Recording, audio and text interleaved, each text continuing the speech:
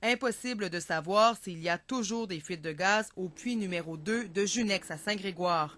Des panneaux de contreplaqué ont été déposés autour du puits depuis notre dernier passage. La semaine dernière, on voyait clairement que du gaz s'en échappait. Junex admet qu'il y avait fuite et dit l'avoir réparé.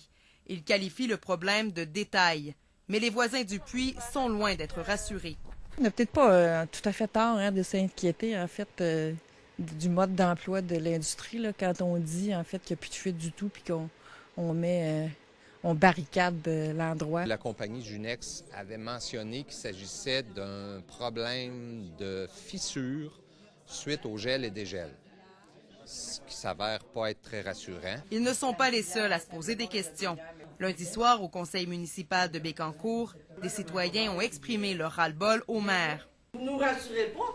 Quand il y a un problème, vous rentrez chacun dans votre maison. Comment est-ce qu'on peut penser que parce qu'ils vont rajouter peut-être bien du ciment un peu plus, à un moment donné, il y a de la corrosion, puis le ciment, ça se défait. Maurice Richard réplique qu'il a l'intention d'équiper la ville d'un outil spécialisé pour mesurer les émanations de méthane.